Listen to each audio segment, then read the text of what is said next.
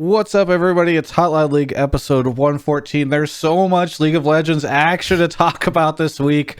So much that we actually had to bring in an expert from across the pond, as it were, to discuss the LAC action too. Never seen a more exciting weekend of League of Legends than this past weekend. Just kidding, of course. A lot of crazy shit happening.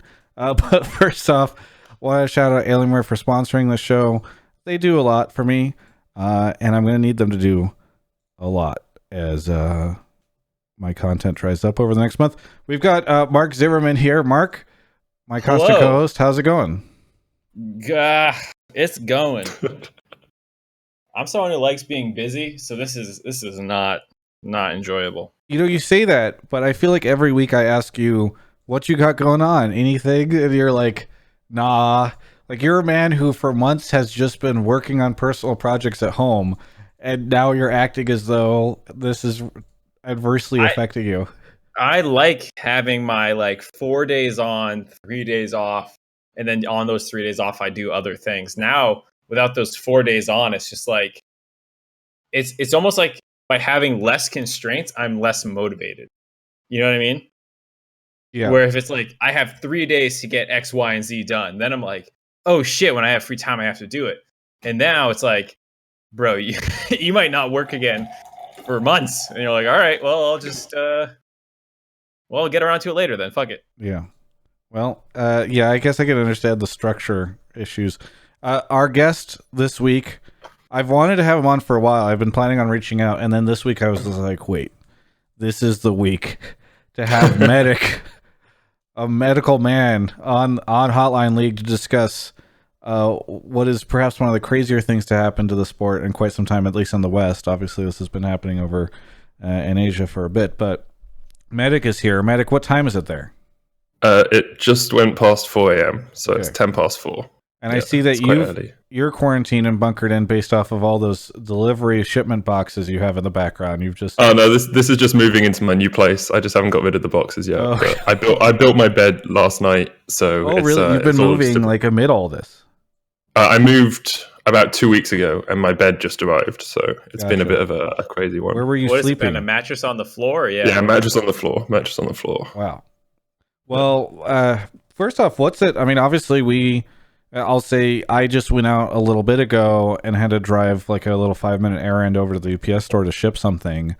And for those that don't know, watching elsewhere in the world, LA just had virtually everything shut down today officially. The word came in late last night, and you can only do takeout, carryout, or delivery options if you want to eat from a restaurant or bar. And groceries are open and everything, but most retail businesses are closed. And it was rush hour, and I drove out at 6 p.m. to this somewhat busy street near me that during rush hour is just stacked up, and it was just empty. And in LA, it's been really rainy and dreary for the past week, so I don't know about you, Mark, but you look out the window, and it does feel a little apocalyptic. Yeah, it is. It's one of those things too, where like my day to day isn't like super affected because I spend most of my time inside anyways. You know, my job is obviously not happening right now, which is a big change. But like, I would normally be sitting inside anyways, and I don't really eat out that often, so like I don't feel it's that crazy. But then I was at the grocery store today, and I saw like literally an hour ago, and I saw two dudes just like sprint out of the store with groceries. They just robbed it, and I was like, what the fuck? Really? Where am I? Yeah, it was ridiculous. Robbed the store? You saw people just stealing stuff from the grocery? Yeah, they sprinted out with shit still in like their carts, and then like one of the cashiers followed them out and like took a picture of their car's license plate or something. I was like, where? That's crazy. Okay, yeah, just to be clear, that is not entirely representative of what I've not. That's the first time I've heard anything of that. California. The looting has begun. Yes. Yeah. I was out yesterday shopping and did not see any theft or looting. Did you end up walking out with your shopping carts and have people take photos of you, Travis? No, I did not. Okay. I mean, I did have a shopping cart with food in it, but I did not steal the things in it. No one was taking photos of me. Although it was great because Nicole was she encouraged me to go shopping because Kobe and I don't keep food here, and so she took me shopping, and it was just crazy because we go around the corner, and the bread aisle was just Empty. and it's like, do you want soup? Well, I hope you like cream of clam, because that's the only thing that's left on the shelf. Dude, that's the best part. Is you gotta start getting creative with your cooking. I love it. Yeah. Well, that's what my cooking for me is getting creative, so I don't. That's the difference there, Mark. Well, but Medic, I want to know what's it like over there. Well, I haven't actually been out really since we got the announcement on Friday that someone at the studio may have had coronavirus. So I've had delivered Dominoes, which got left at my front door, and I had to leave a tip outside, and they wouldn't touch me or get close to me. And apart from that, I've just been in the house eating ice cream and building beds. So and Dominoes. Yeah, no one has any contact now. So is Berlin shut down? Yeah, pretty much. Yeah, okay. Grocery stores are open. Schools are closed. You can't go to a pub. Well, you're not meant to go to a pub. I think they still held like some of the markets, but most of it is just keep to yourself, don't do anything. And like I've been pretty strict on social distancing after there was a possibility I was exposed. So even if it wasn't shut down, it's definitely shut down for me. Yeah. And then you have Florida. Oh yeah, I saw that party, video baby. of the beach. Yeah, who cares? For those that haven't seen, there's a beach in Florida that just looked like it was Rio during some celebration. It just like packed. If you're gonna go out in style, you know. I want to be clear here, and maybe Medic will expand upon this or whatever, but it is like a super. I know some people. Actually, I was really disheartened because Courage today, for those familiar with him, he's a streamer, works with 100 Thieves. He tweeted like, "Hey everyone, stay in." It's just like the sensible things. Yeah. You could be putting people at risk. It has right now 1.4K replies, and a ton of them are just. Now the top comments are political. All these comments are from idiots, and then the comments below those are idiots who are just like, "Who cares? This is just hysteria." Blah blah blah, and it's just like, no, this is actually a serious thing. I think the thing that people need to realize is it's not about the fact that if you get infected, you might die, right? Obviously, that's a possibility, but if you're young and healthy, it really it's so unlikely. It's less than 1% mortality or something. I think it's like 0.02% if you're under 25. The issue is like, if a lot of people get infected and have to go to hospital, it's the burden of care, right? You don't have enough doctors to look after 1,000 sick people on a day, right? You have enough doctors to look after 100. So you have to slow the rate of infection so that only 100 people are getting like morbidly sick a day so that you can actually keep up with it in terms of hospital care. It's the same with anything. Like if 1,000 people tried to go to the LCS on one day, you couldn't fit them all. But if you do 100 over 10 days, you can then fit them all. So it's flattening the curve of infection. Yeah. Well, either way, I hope people are taking it serious. It is something to be taken serious. I don't think this is a political issue, even though some people have tried to make it one. Yeah, I make jokes about it. One, just mostly because trying not to be depressed about it, you know? So like I'm self-quarantined out the ass for the most part, only going out for groceries and stuff.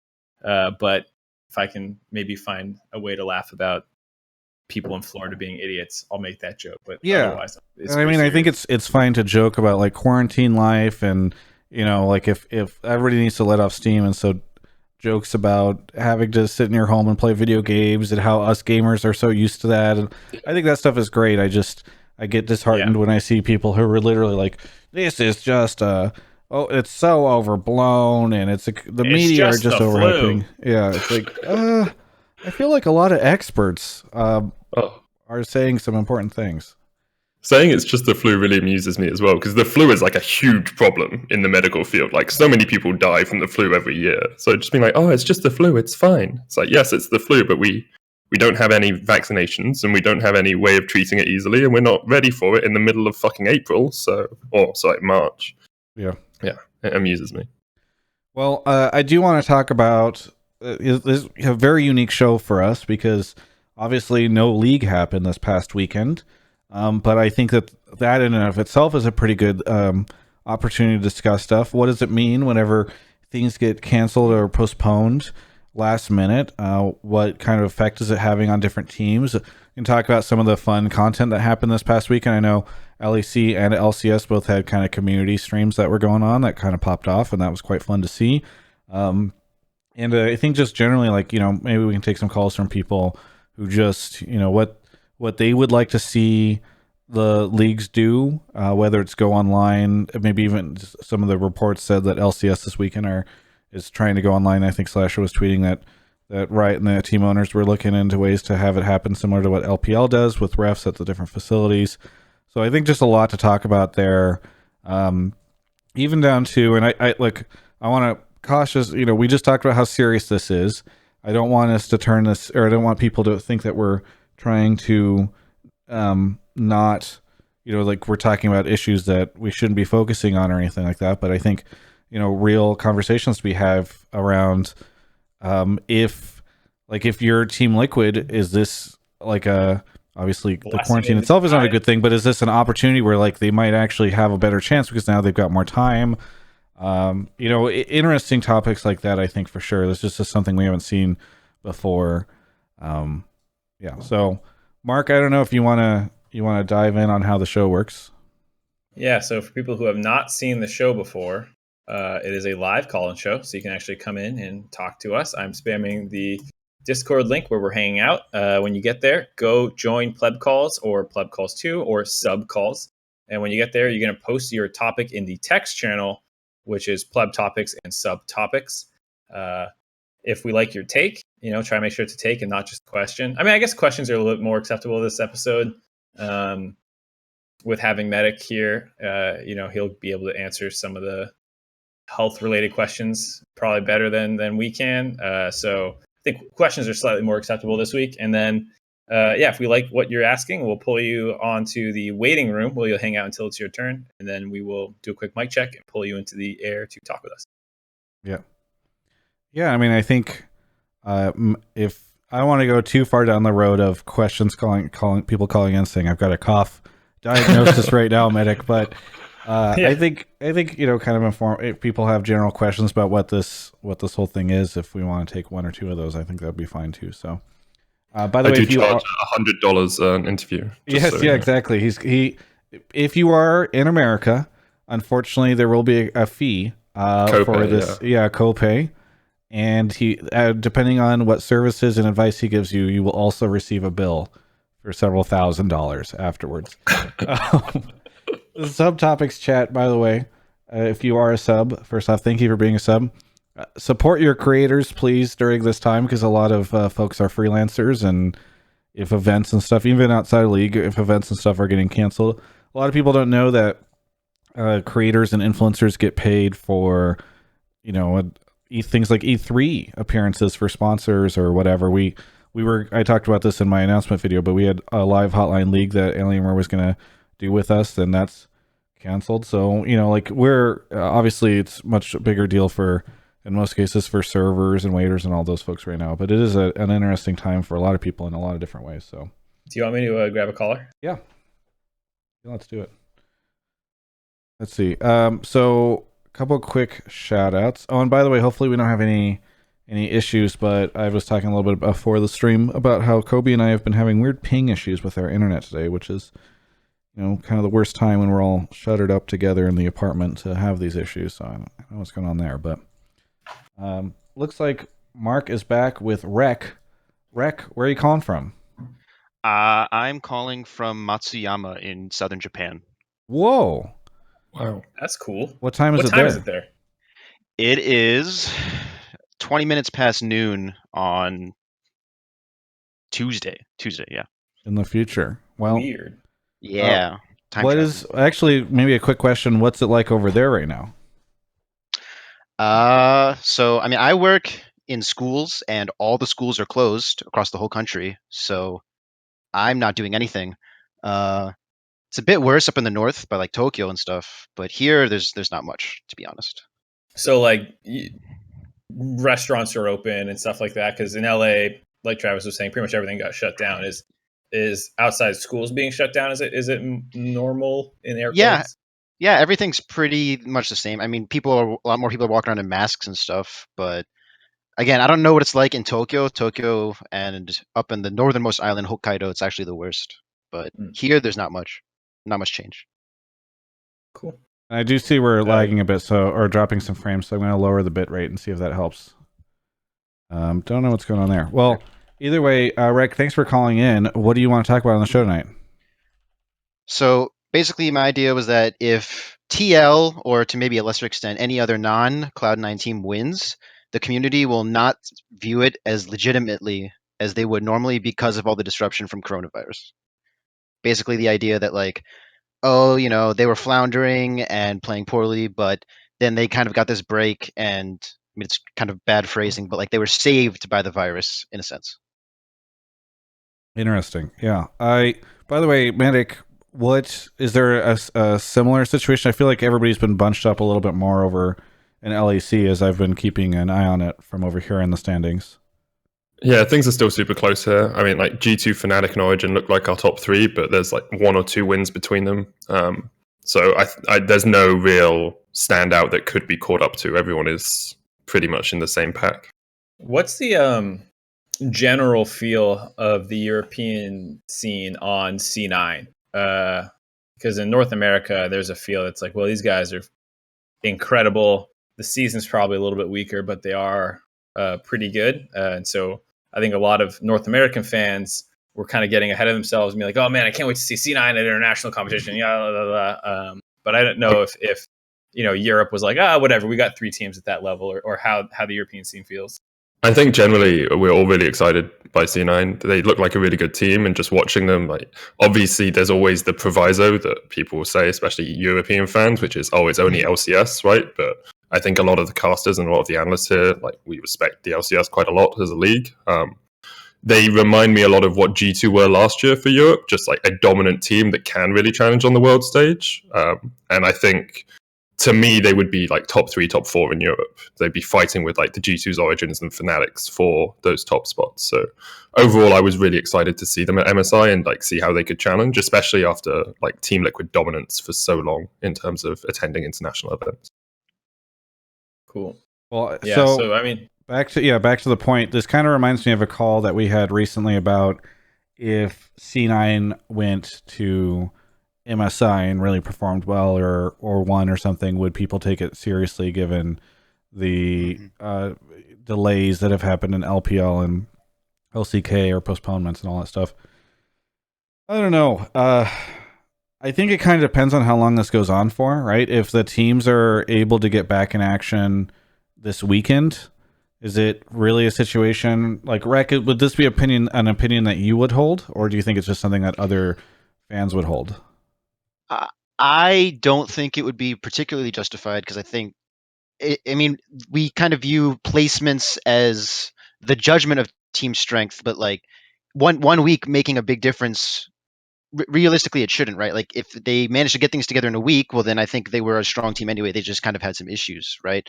And if 1 week is all it takes for them to get better, then I think they would be deserving of praise. But there would always be that asterisk, like, oh, this was the split where everything went to shit because of the coronavirus. So, they got 5 in a row, but the 5th one was kind of iffy. Would be the idea that, like, you would see it on like Reddit posts and stuff, which you can argue about how much Reddit matters, but I think for me the major thing comes in when you look at like MSI and Worlds, right? Because at the moment MSI is slated for, I think it's start of July. That's what the announcement was, and there is going to be an asterisk over this MSI purely because it's in the middle of summer split. And what if you have a team that places first in spring and then is doing poorly in summer? Is it still a good MSI? What if regions haven't resumed, actually on stage performances by then? Like, we don't actually know exactly how long all of this suspension is going to happen, is going to last for. So it is a very sucky situation, but I think we are going to get to a point where you kind of have to suck up the people that say there's an asterisk over this year in League of Legends. Yeah, and definitely at least like in region, it's a little bit harder to do that, because like you can say like, oh, we're off now, but LPL's been off forever, and now they're only playing online games. But for North American fans, only concerned about the C9 narrative or the TL narrative or whatever, like the entire scene went through the exact same bumps in North America and Europe and stuff like that. So at least regionally, I don't think there should really be I mean, you will, of course, have to be like, when I'm talking about this on the dive in a year, I'll be like, oh yeah, that was the Corona season where like everything was wonky. But I don't think there should be too much weight put on that just because, okay, maybe TL rounds the corner or something, or C9 collapses, or I don't know what else could happen. TSM turns out to be incredible. Like those are things that could have potentially happened anyways, because it's not like this happened like the week before finals and then we picked it up again. This is still with 2 weeks of regular season left and a long playoff. So I think any improvements or slumps that could have happened anyways. Well, it depends on the team, right? Sorry. Like Yeah. TSM making it to the finals and winning is going to be a lot less suspicious than CLG having an insane random miracle run that gets them into playoffs through playoffs and they win. People are going to be like, I feel like that extra time helped them out just a little bit. Yeah, but I'd be like, what was everyone else doing to become so bad that CLG, and I think CLG is okay now with Pobelter, by the way, but like to suddenly they'd have to basically win out, everyone else lose. I think they're not mathematically, like, I don't know. It'd be so far-fetched that at that point there's bigger storylines than like what happened because of the delays. Do you think it changes depending on how long the delay is as well? Like for me, if the delay is only a couple of weeks, then it's like, well, everyone has the same space to like work in and to develop in. But if it's say 5 or 6 weeks, and this is purely off the top of my head, I haven't been told anything. There's no like, Riot haven't said to me this is how long it's going to be. But when you get to that sort of length, that can create like basically a boot camp for a team that we'd see before Worlds or something like that. And that's when it becomes more of a proviso to, I have to say, there was coronavirus here and we had this long break.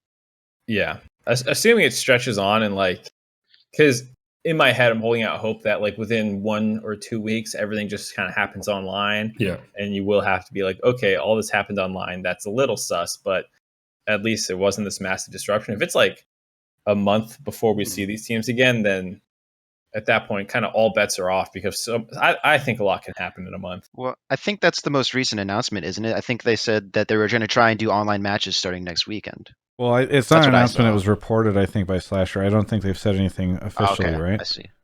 Uh-huh. Yeah. I haven't heard anything officially, so yeah, I hope I would know by now. I mean, they kind of hinted at that in the announcement that Greeley posted, because there's an announcement and then he kind of replied to it. Let me see if I can find it while we're doing.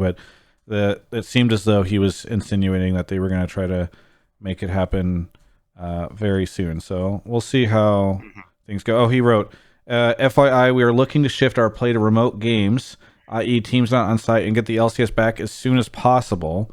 With the move of finals to the LCS arena, our schedule is now more flexible to finish spring split. So as soon as possible, looking shift to remote play.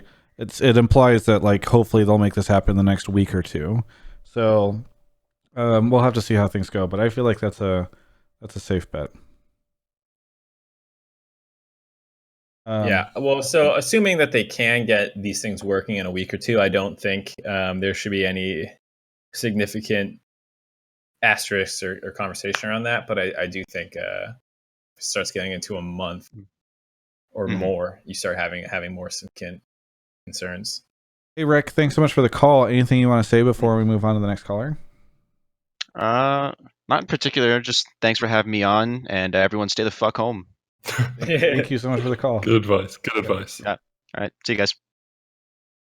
All right. On to the next caller. I want to give some shout outs really quickly while we're doing that to some subs. Thank you, by the way, so much for the subs, everybody. Your subs. I saw a bunch of people gifting subs to Ovely, for instance, when she was doing her stream this past weekend with the teams. That's actually so helpful. I think it's really cool that folks are doing that type of stuff. But thank you to Real Foxy 1, Boogles, Kiwi Mullet Boy, Smillsap 917, Akira NB, Nero, hi Nero, Derek, Shiancy, the One Fish to Heal, Elo Wero, Shield Dynasty DZ, and Mandalorian 5584. It looks like we got Sean here. Sean, where are you calling from? Hey, how's it going? I'm calling from Jacksonville, Florida. Jacksonville, Florida. Oh, were you on the beach today? No, that's going to be tomorrow if they don't close them. Oh, please don't do that, Sean. Sean, what do you want to talk about on the show? I just want to talk about Double Lift and how I think everyone's been a little bit too harsh on him this season. Because the reality of it is that Spring Split doesn't look like it's actually going to matter. Ooh, okay. So this is kind of a twofold take because you're saying Spring Split doesn't matter. I assume you're implying that it matters even less now because of the outbreak. But are you also? But then you also think that, like, I don't know. It sounds like you're saying Double Lift was okay with saying this. Not necessarily. I'm just joking. Mark pulled me into meme. Yeah.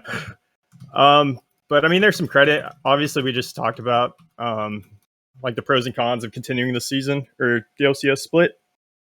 So I don't need to go too far into that, but I just think it's funny that he predicted all this. I don't know if he predicted all this. But No, do you actually? Corona seems really serious. Yeah. And Sean was on camera, but Sean, what do you actually like? Do you actually have a stronger take on this? Like, do you actually think Spring Split won't matter? I'm not sure. I mean, it's going to be on hold. If Spring Split matters for the LCS, it's not going to matter for too many of the other major regions. So once you take that into MSI, and even longer into Worlds or any other international events, I just see the importance of it all kind of tapering off. If you give TL breathing room to come back, and they do, and they win it all again, everyone's going to say, fixed league or something. Yeah. Yeah, I think I don't think people will be too harsh on the Team Liquid guys for that. Maybe they would, but I do think it is funny that Double Lift was saying Spring Split doesn't matter. Now all this happens. Do we have a TL take, Mark? I don't think so. Maybe we should just, since Sean mostly came into meme, maybe we can sort of turn this into a TL take, which is just, is this going to actually help the team out a lot? Steve was in the chat and earlier whenever I mentioned this sort of jokingly at the start of the show, and he said, yes, hopefully. So I think it is a situation where the delay can kind of help them going, because I think what everybody was saying is they just need more time. They just need more time. They just need more time. Yeah, I think Go ahead. If any team's going to benefit from it the most, it's either going to be TL or CLG. I mean, TL is a proven team with almost the same team dynamic. They're just having issues with split. Other teams, they're kind of already there. Apparently, I did pull a caller that was TL. Oh yeah, I did pull one. Hot. Okay, we're killing this conversation then.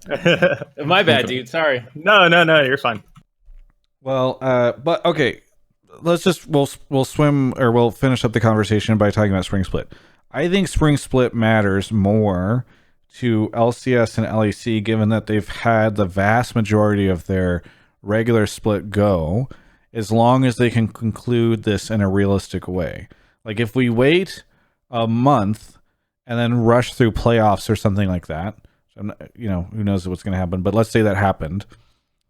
That, I think, will make Spring Split feel a little cheaper. But, I mean, you can't really take away from Cloud9 what they've accomplished in LCS. And I'm sure, Medic, you would say that the LEC teams over there have had really real storylines going on up until all this. Oh, definitely. I think there is a wider argument whether Spring Split should exist as a concept and whether we should just have a year-long split. But I'm not sure that this is the place to have that conversation right now if we're talking about Team Liquid and such. But I mean, like G2 and Fnatic and Origin will all want to win the split. Misfits have gone from being a team with like 3 rookies on it to being in 4th place in week 8, right? Like there's some great storylines, and if they can continue through that, then it's going to be great. But having finals not in a main venue and such is always going to temper the experience of winning this year, even if someone like Misfits does win. Yeah, it is a little disappointing for the teams that have done, like if Cloud9 makes it through all this and then they just win in like an empty arena, or even crazier, just online in their office. It'd be so fun. They fucking win and they're popping off in their like little their webcam feeds or something. Yeah. Yeah. Oh god, Skype call with all 5 of those guys with Obley. I'm ready for everyone else to feel the pain that I feel producing this show every week as Skype calls drop during epic post-game interviews and all that See, stuff. they'll use Zoom though, Travis. So No, it'll be the fine Zoom for them. does not work as well. People are I going to can figure this out. confirm that Academy. Remember, Academy used to have those like post-game interviews, and like Challenger had those. Oh, yes. Those are with Skype. I can confirm. Yes, Okay. exactly. And the lighting is just going to look so bad on some of the. It's going to be interesting. I honestly feel like teams right now should be ordering nice cameras, some nice lights. Like, who knows how long this stuff is going to go on for? It might not be a bad idea to like actually try to create like the best possible broadcast experience, having people play remotely. Yeah, I doubt they're going to take feeds. I think that it would be like a skeleton. If I had to guess, it would be like a pretty skeleton broadcast. But they could. All your teams are based in LA, right? Yes. Yeah. And you have like a bunch of cool facilities there. I mean, like I think it's probably easier for you guys to set up. Because you guys good have set of teams. feeds. Some of the LCS fans might not know, but you guys have teams that are like flying into Berlin on the weekends, right? Yeah. Origin are based in Denmark and XL are based in London. Like even for week 8, Origin were going to play from Denmark online. Do you have any insight into what the ping situation looks like whenever they're that far away? From the UK, it's 30 ping if you have good internet. So Okay, so that's fine. Yeah. Interesting. Okay. Well, hey, Sean, thanks so much for the call. Anything you want to say before we move on to our next caller? Not really. Shout out to Alienware, Guts for Kobe. Hope this blows off quickly and everyone can go back to work. Thank you for everything you do. Have a good one. You as well. I will say, for Riot, this is probably for them the worst timing. Maybe Worlds is worst timing to actually have like their major event. It might maybe last long enough to impact Worlds, but at least in terms of like, hey, we've made this new spring split, a little different format. We know we took away championship points, but it really still matters. And then to have this happen feels like, yeah. Do you have a call about like what this could mean long term? Dude, stop asking me these kind of questions. Like I call like 7 people, and then I have to have a conversation with you. I don't remember everyone I pulled for every like exactly what their take was. I know. I like to sometimes spin off into other ramp conversations, you know, and I don't want to steal. There's another show for that. It's called State of the League. I should bring it back. Bring it back. I will get the next person. Okay. While he's doing that, let's take a look at some subs. Thank you to Reticius1, Pluto7443 for 23 months in a row. Smoke Dog. Stahil gifted a sub to Medic Cass. Congratulations, Medic, on your sub. Oh, really? It's a very big deal for you. Welcome to the... Thanks. You can enjoy all the horrible emotes. They're great. Ghoulie Pete, am I saying that correctly?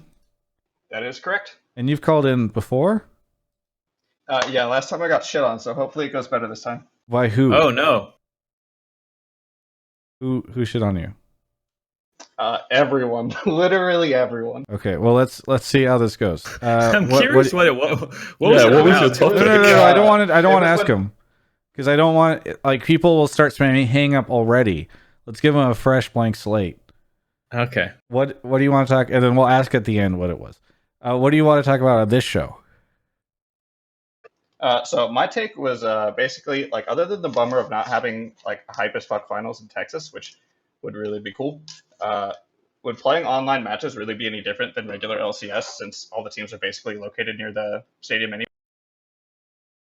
Well, for LCS, we just were talking about it might be a little bit different for LEC. But Yeah, maybe not that's kinda that what I different, wanna right? Because pick the ping Medic for. isn't that crazy. So will it be different?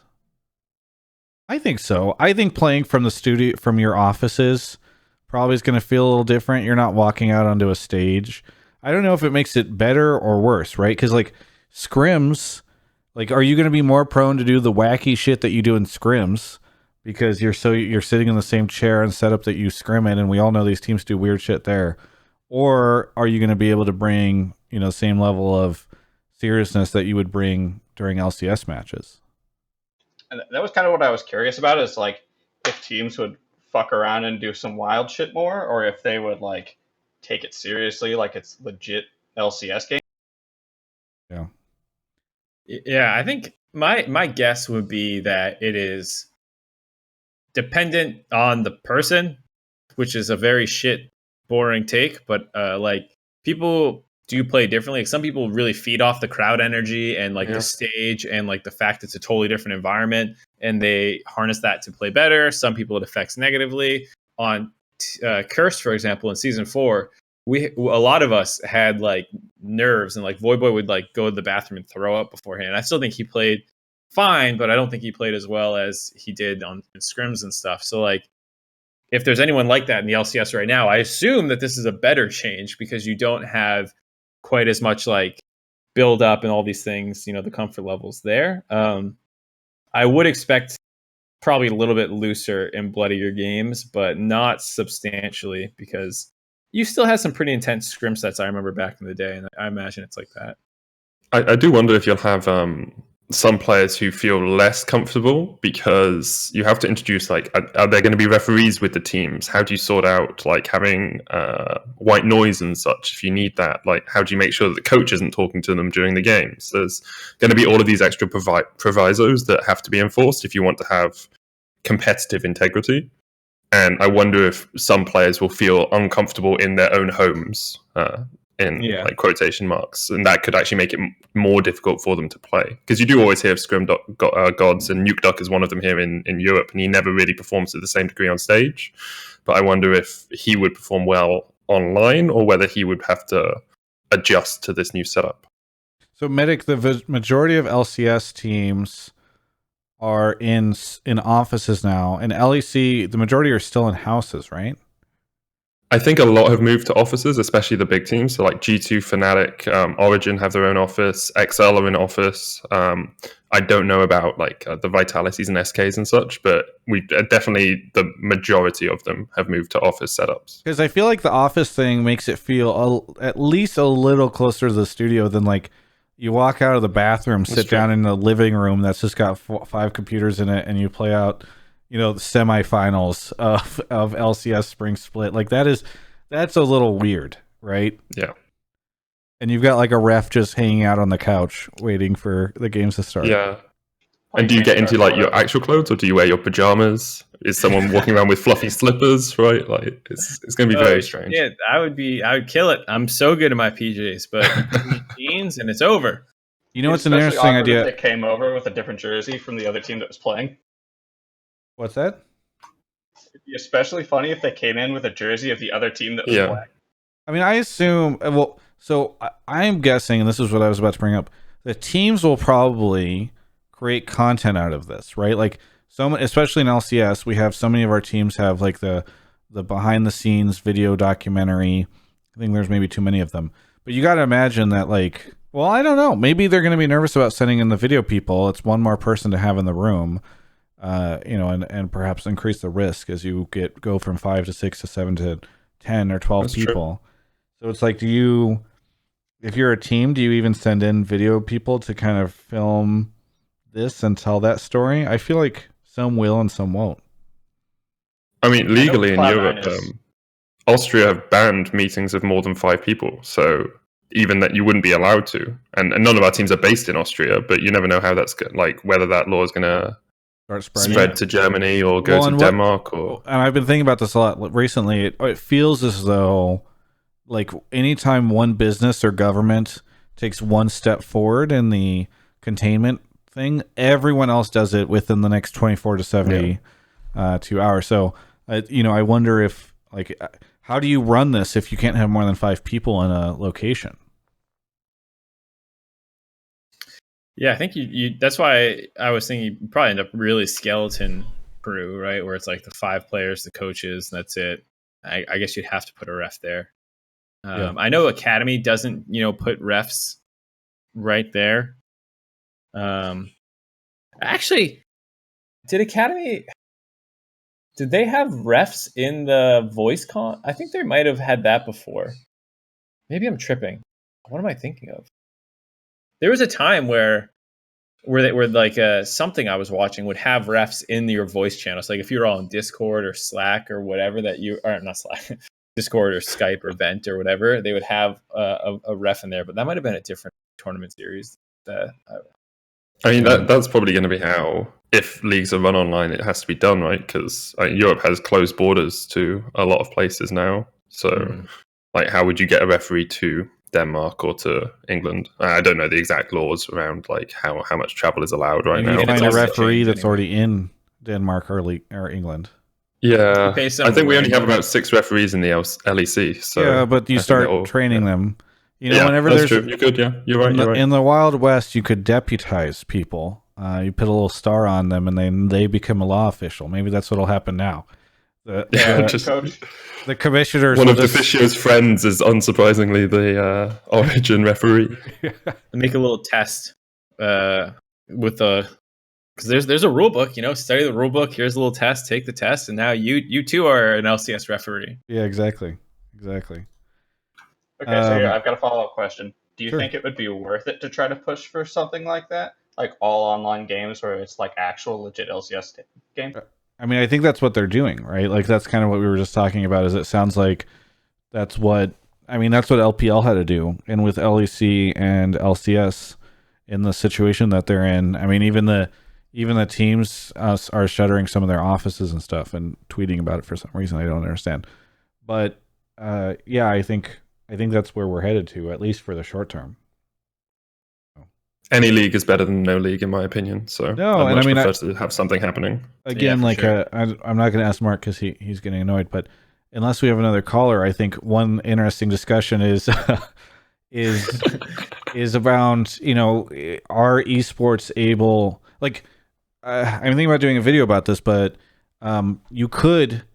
I had a tweet at me that I retweeted recently that was about how like ESPN. What is ESPN going to air? All their leagues are canceled, and their other content is all discussing what is happening in We those do leagues. have an economic impact of this for league, and I'm sure that's when we can broaden out if you want. You mean call? But I say, Okay, sorry. Yeah. Hey, Gully Pete, I said topic. thanks so much for calling in. Anything you want to talk about, or anything you want to say here at the end? Thank you, Alienware and Movement, and keep doing what you're doing. Hopefully, you can get some good content. Also, did I ask you where you were calling from? Oh, Columbus, Ohio. Columbus, Ohio. Thanks so much for the call. Thank you. Bye. You want to take a quick break, Mark? You want to do one more? I guess we can do one more because we started a little late. Let's Yeah. try to usually do it in the first hour. I like your hair. Oh, he's gone. Everybody look at Mark's hair. I don't know what he's got going on there. It's definitely different than normal. Lil Concon94, thank you for the sub auto variants. The Slatherpuss. Shiansi SG sent 1,000 bits. Hopefully I get on the show tonight. I don't know if you will, but it's not my decision. And oh wait, you're in the waiting room. Congrats. Synthetica's here. Synthetica, welcome back to the show. Where are you calling from? I am calling from Vermont. Vermont. And I remember the last time you were on, you tried to prank me. So hopefully this is not a prank call. Wait, what? I don't remember that. Okay. What do you want to talk about on the show? I think I'm being falsely accused. I wanted to talk about how because all leagues have at this point got disrupted, there really shouldn't be any major asterisks on international performances, at least in terms of like what league wins. And if anything, the Western leagues, LEC and LCS, are going to be the most disadvantaged in international performance. Interesting. Okay. Why would the Western leagues be more disadvantaged? Well, because just based on the timeline of when international events are coming, the Western leagues are having the Western regions are having the more major disruptions closer to those events. I mean, China, it looks like it's sort of on the downward. It looks like they've gotten over the hump. And Korea, I mean, just looking at it, looks like they've done a pretty good job containing their outbreak. Whereas here, it looks like we're still on our way up, and we don't know even still what the full impact is going to be. So I would think, if anything, and I'm not saying it will, but if anything, the disruption here is going to be worse. LZK is still suspended, correct? Yeah, Yeah, but I think she's talking more broadly about the actual status of the outbreaks in each region, which is, and Medic, this is probably more if you've been following the world news, because I haven't been following too closely. But what I've read very briefly and watched was that China had a really aggressive quarantining policy that seemed to be relatively effective and is a step ahead of the West.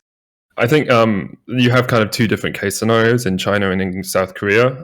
China had a very quick peak because obviously they were the first people to catch it, and then they heavily quarantined, and so that peak has gone down a huge amount, and they've been able to restrict it, basically starve out the virus.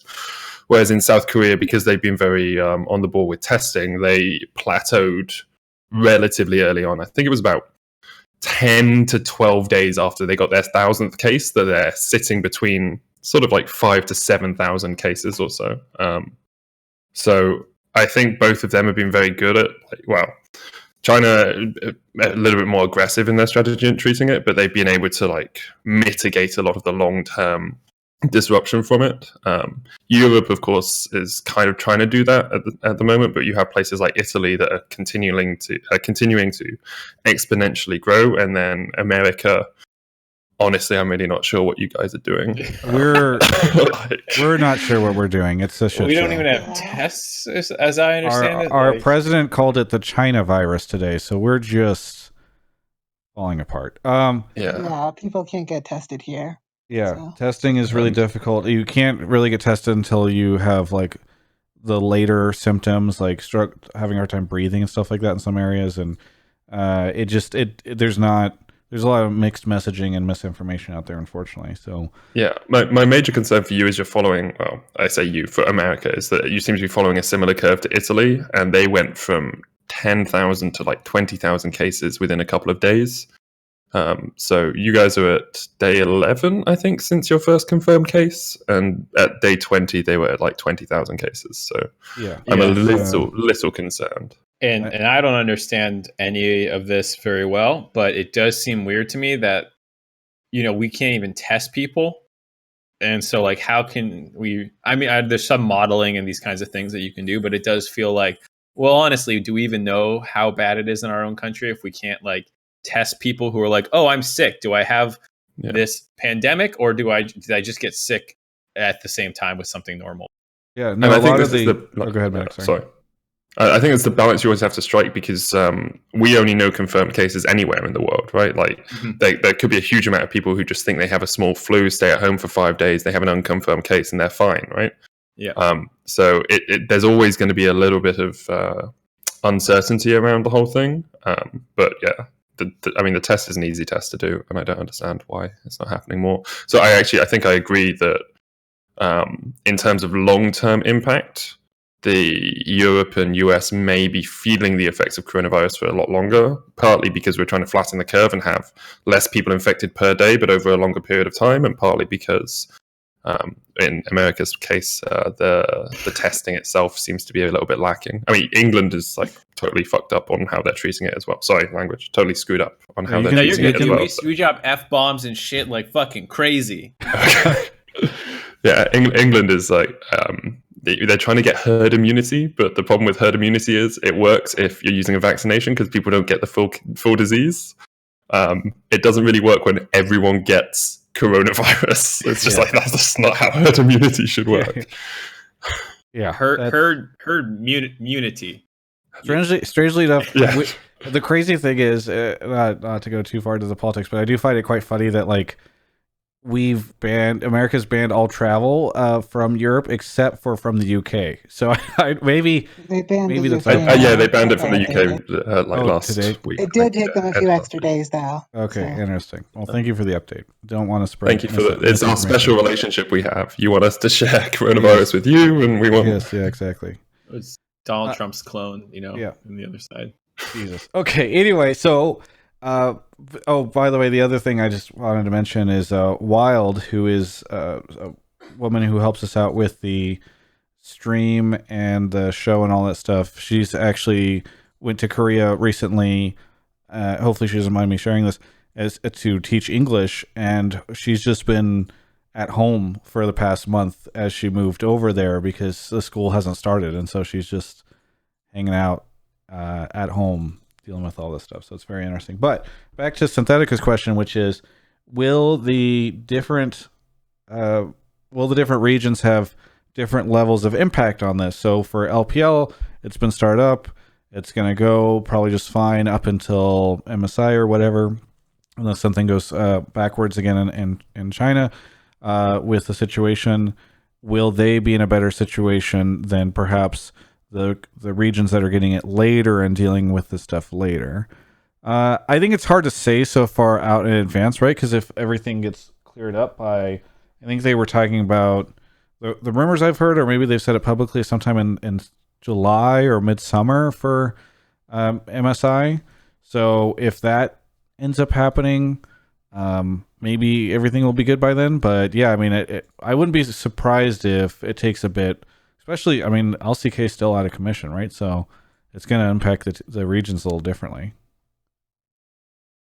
Yeah, I think for me, it's obviously kind of hard. I mean, like, this is totally not my wheelhouse, so I can't be like, oh yeah, this is how things kind of go with viruses. But at least from what I understand, I kind of agree with Synthetica that assuming these kind of international competitions are even possible come when they're supposed to happen, it does feel like China is getting over this hump a little bit faster, whereas LCS is just beginning to feel the effects of it. And even if we can play online quickly because we are more localized, China is spread out and they have to travel and stuff. Or it was a part of their regular schedule was to travel to different like places to play. Because they had some geolocation going on. Like, I still think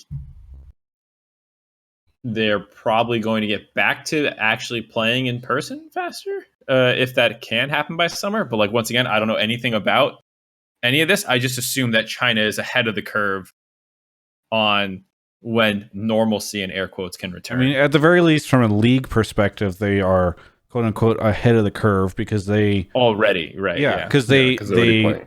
Ended their league, or they postponed their league, delayed it, then moved to this new system. LCK, then that hit right around the time LPL was starting. They've had to delay, and now we're doing this over in LEC and LCS. So from that perspective, at the very least, we're ahead of the curve.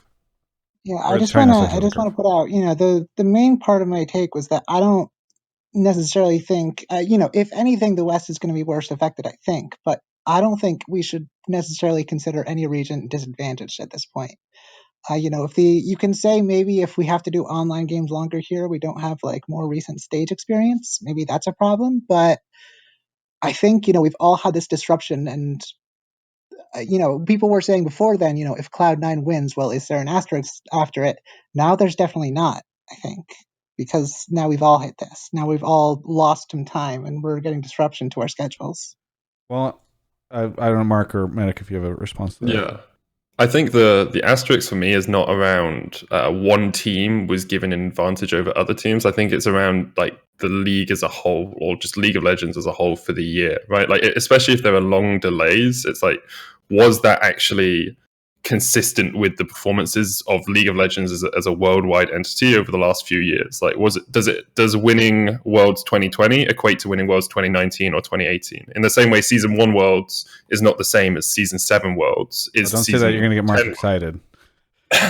What? This is a Mark rant. There is no Season 1 Worlds now. Yeah. Okay, sorry. The season 1 World Champion, whatever it was called at the time, League of Legends Championship Worlds. But it's not about, although it could become about whether or not one region was disadvantaged or not. It's more to me, this year of League of Legends, we didn't hit the pinnacle of League because teams weren't able to get there because of the disruption. Yeah, I think that's where I agree too.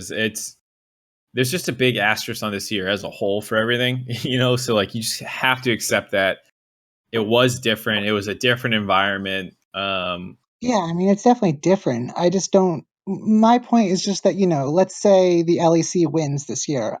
I don't necessarily think that means that it doesn't count. That's my point. Obviously, it's different, but I don't think you can completely discount it the way you would discount Season 1. No, and I don't think anyone should discount things, but I think like let's hypothetically, this year happens, NA or EU wins Worlds somehow, whatever, everyone pops off, and then the next 5 years, China slams us again. Like, for me, it would be kind of hard to look at this year and then be like, "Yup, nothing weird happened." We, I would myself, whenever I talked about 2020, be like, "Yes, we did win, but that was the Corona year." So like, I think that's where I'm coming from with the asterisk ideas. Like, historically, in 5 years, when this happens, I will pop off about the team that wins in 2020, but in 2025, if it was a really wacky year, because upsets and weird shit usually happens when the status quo is disturbed. And if something does wacky does happen, like North America winning, I won't feel as good in 5 years as if we had just won in a normal year or something. I loved, Mark, your statement that everything in 2020 has an asterisk, and I just feel like in the future, anytime we put the date 2020 anywhere, there should just be an asterisk at the end of it. 5 characters. 2020 is now permanently stylized with an asterisk at the end. I said that about 2016, 2018, like just generally years have just been getting worse over the last few. Well, this feels a little special. Oh yeah, this feels bad. Yeah, 100%.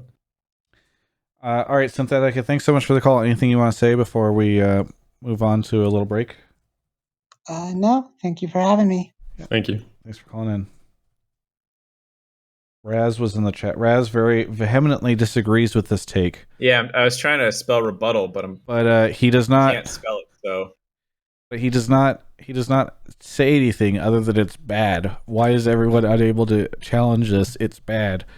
Just say why it's bad, Raz. We'll read out your take. Anyway, while Raz is figuring out, Raz was shut down with facts and logic. That's why he can't run. It's bad. Let's talk about Alienware really quickly. I want to thank them so much for being my sponsor.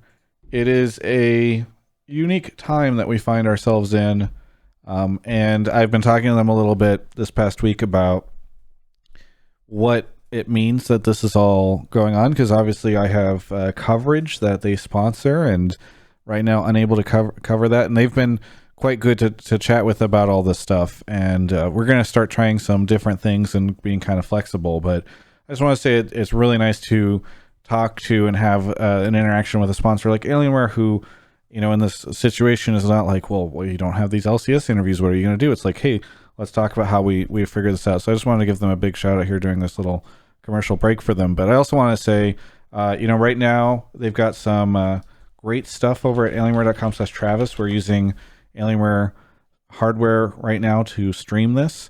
Actually, what was quite fun is Kelby, who was on last week's show, my buddy, he flew to Montreal to hang out with someone over there. And this past week, hopefully it allows me using this story as a plug, but I was able to hook him up with an Area 51M that I had at my apartment. So he can now do some hard, because he loves gaming. All right. He plays Siege. He plays the inferior version of League of Legends.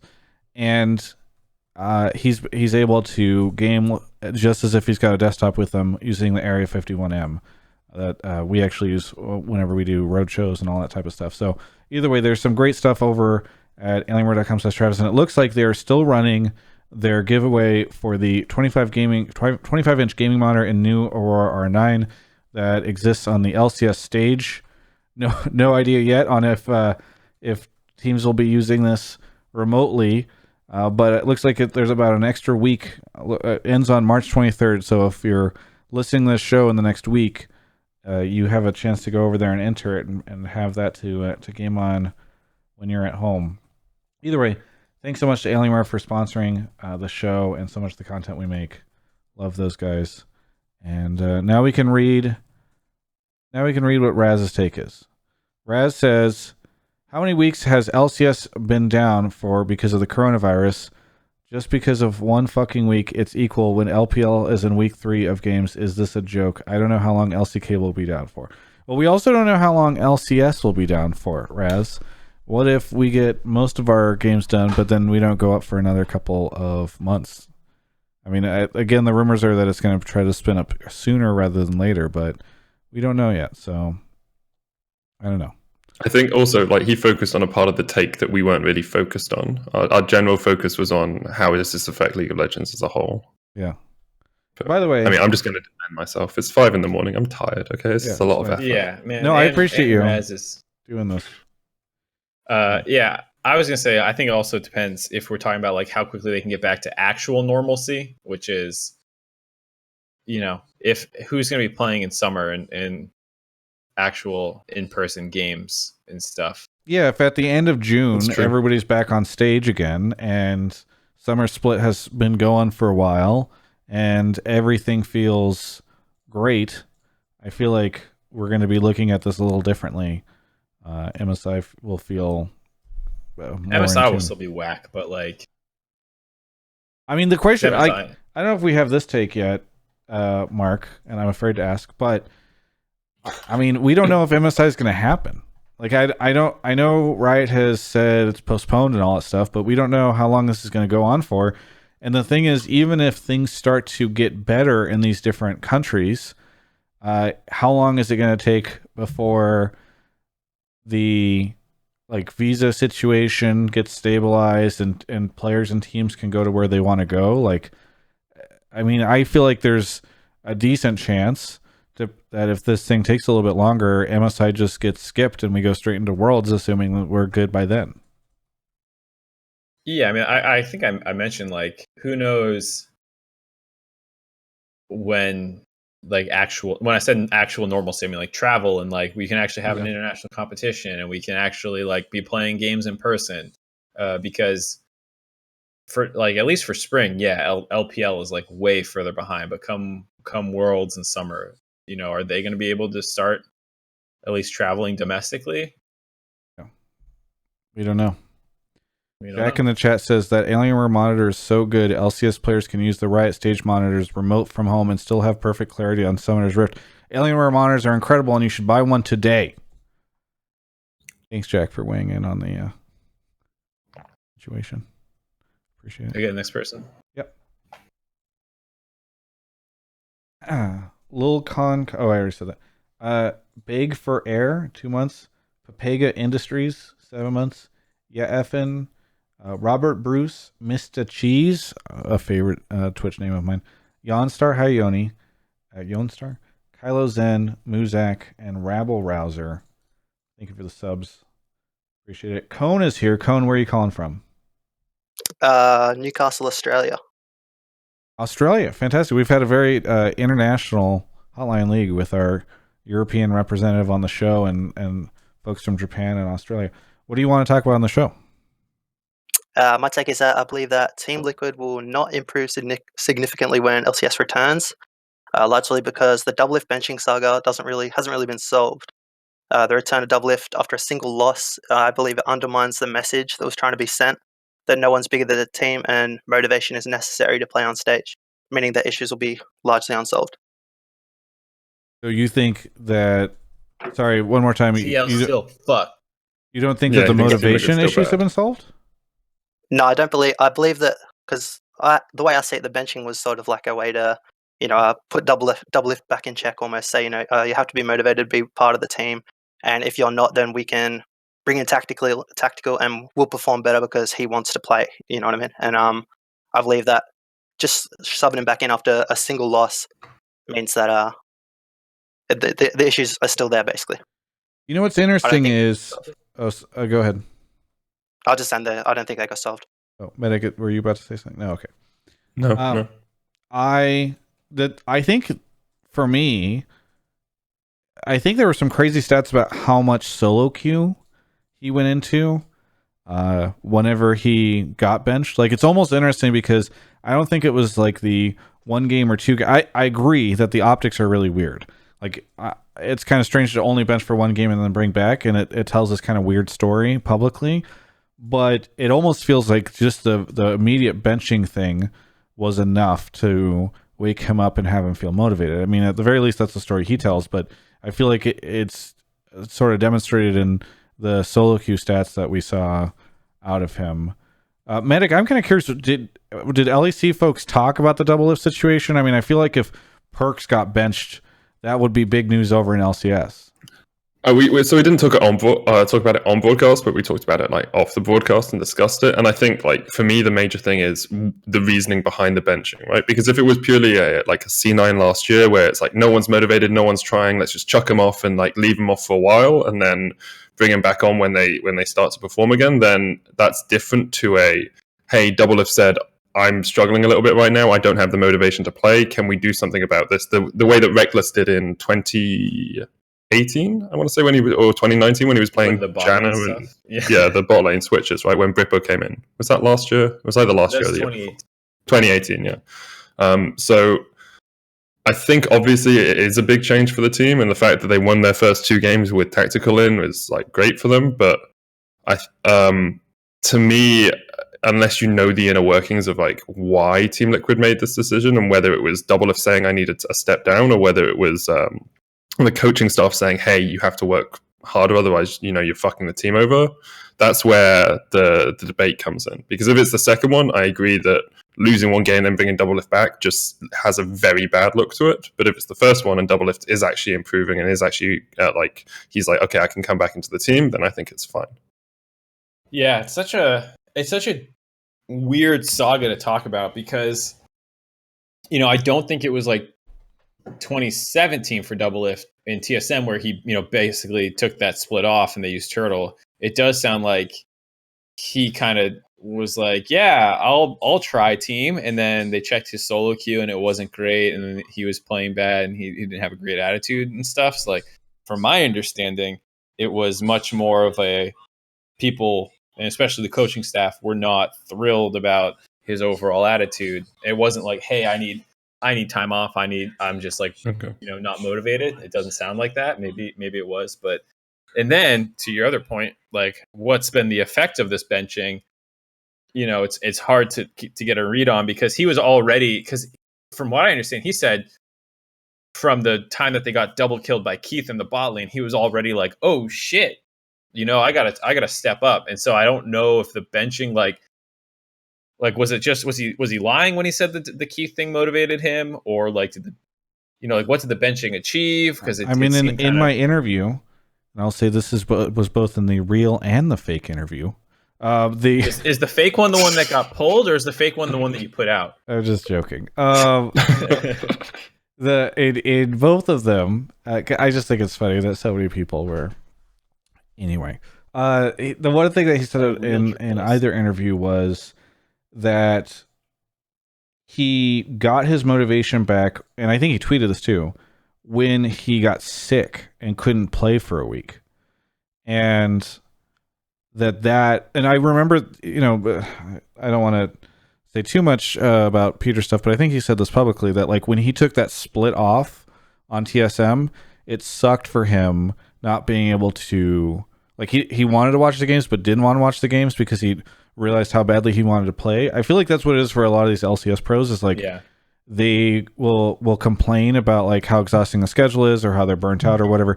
Take them away and watch their team play without them for a week, and they will immediately be like, pit me in, like they get all of it back. And I think that's what happened, was watching Tactical come in, those 2 wins, as they smashed without Peter. That was probably like the wake-up call, which is, I think, and this is a lot of speculation on my part, but I think that was part of the reason why the benching he felt a little salty at times, was because he had been like, he had finally gotten his moment where he wanted to play again, and then they're like, you can't even play now. And he's just like, what? So I actually feel as though, as I mentioned, like both the sickness and the actual act of just being benched were the motivations. I don't think it needed to be 1 or 2 or 3 or 4 games of him not playing to get him into a good place. That being said, I still think it's kind of a weird narrative not to have had him out for more than 1 game. I think like there is a major issue for Team Liquid though, because you're not in a dominant position in the league. You're sitting at 6 and 8. You're 1 win behind like playoff positions, and you have a tough schedule left, right? Like you've got Evil Geniuses, you've got Golden Guardians, FlyQuest, and C9. I think. Mm-hmm. Like you can't afford to have tactical in for another game and then lose it. If you think Doublelift is like your ringer that you need to bring in to try and like, if you want to give yourself the best chance to win games, even if perhaps his motivation isn't where you'd like it to be as a coaching staff, or even if he's not quite in the position teamwork wise that you'd like him to be, you can't afford to lose these games. So bring him in and then discipline him later if that's what you've got to do, right? Yeah, But you need to be winning these games, otherwise you might not even make it into playoffs. And that's why I think, to the caller's point about, you know, how this break is affecting Team Liquid, is I'm probably a little bit with the caller, where I actually don't think this is good for them. Probably. On the one hand, yes, maybe you have the extra time to develop, but I do think it takes off some of that pressure that we're talking about, where you're like, we got to win now, like Medic's saying, and Doublelift's motivated now because he got benched, and the team is winning without him or whatever, and like all those factors that were probably like hopefully a bit like a pressure cooker, and you're trying to make a diamond, like this might just take the pressure off. So I could see it going both ways, where it's like, yes, you have more time to improve, but just when you think you're starting to hit this groove of motivation and the team being like, no more fucking around, we need to win, then you're like, all right, time off. Everyone chill out. And I could see that being negative. So I'm actually going to take a opposing take to you. Watch out. Yeah. I think that this will help them, not only because it gives them more time, but I think it will help them from okay.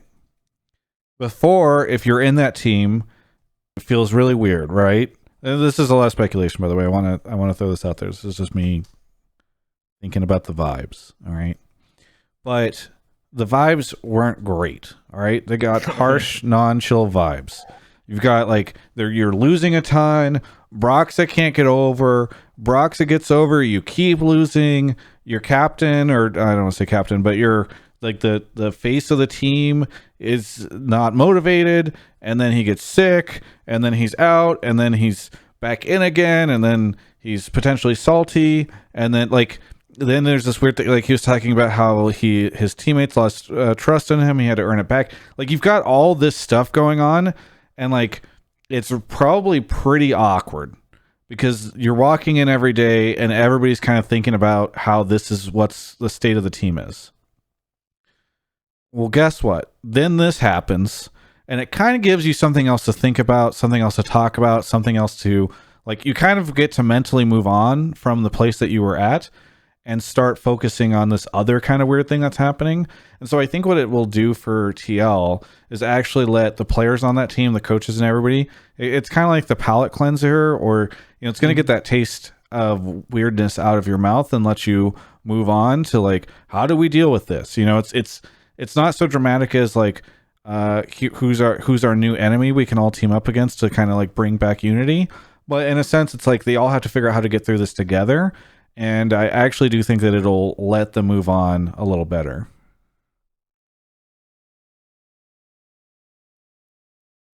Stun you into silence, Mark? No, there's a guy talking about Mordekaiser fucking relentlessly. In the Discord? Yeah, it's fine. I'll just kick off. Yeah. Okay. I guess, like, don't let him distract you. No, I think you're terribly wrong, and I think Team Liquid's doomed, and this will do nothing for them. I think ultimately his motivation has come back in the sense that he wants to be back in the team. Like, he doesn't want to be behind tactical. But ultimately, I think the motivation isn't really there to win. I think the motivation's there. I just think you wanted to be using this time to make very important strides in the team and being able to grind games, and maybe they're still able to do that, but from my experience in these situations, like, as soon as the pressure's off, it's hard to be like 1000% in it the way that you might have been when the pressure's on. And as a final note, Doublelift was playing with old TSM in the in-houses, so there you go. He wants out. Yeah, that's 100% how you make your judgment calls. People in the Reddit thread were saying that was all Lena's idea. So I don't know if that was Peter's idea.